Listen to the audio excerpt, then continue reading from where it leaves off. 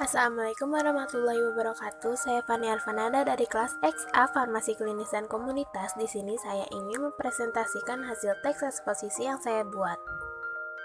Sebelumnya, selamat datang di dunia presentasi saya.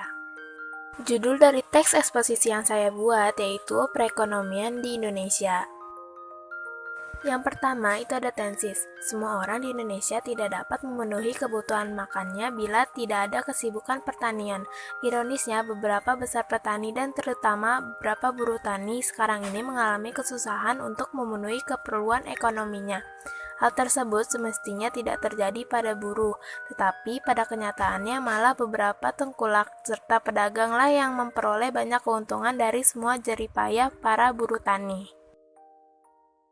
Salah satu di antara penyebab keterpurukan ekonomi buruh tani yaitu hadirnya beberapa tengkulak yang lebih menguasai serta mempermainkan harga hasil tani.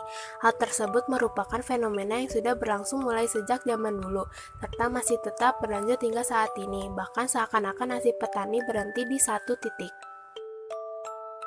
Penyebab kedua dari keterpurukan ekonomi buruh tani yaitu minimnya perhatian pemerintah pada kesejahteraan petani.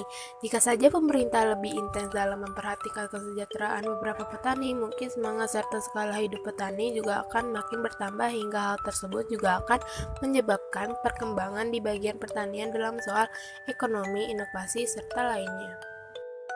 Tidak hanya sampai situ, mungkin petani adalah alternatif kerja yang mulai dilirik karena jaminan menjadi seorang petani dapat hidup makmur. Namun hal itu belum juga terwujud karena nyatanya hidup petani masih tetap jauh dari makmur, sehingga banyak generasi muda yang tidak mengizinkan mempunyai pekerjaan sebagai petani. Berbeda dengan petani di negara-negara maju, kebanyakan yang mana petani merupakan hal yang mengagumkan serta tidak sembarang orang yang dapat mengerjakannya. Meskipun perkembangan masyarakat makin cepat, ruang atau lahan pertanian di Indonesia masih tetap begitu luas serta tambah luas bila dibandingkan dengan ruang pertanian di negara lain.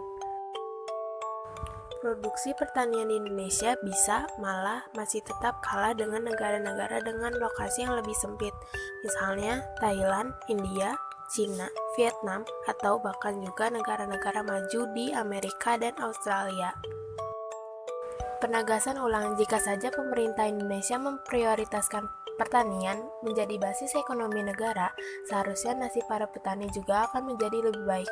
Namun, kenyataannya pemerintah lebih memprioritaskan industri serta bidang usaha lainnya, yang malah bukan merupakan akar dari kekayaan tanah air Indonesia, hingga menyebabkan negara ini senantiasa ada di tempat tidak pasti karena tidak berdasarkan pada basis ekonomi yang seharusnya, yaitu bidang pertanian.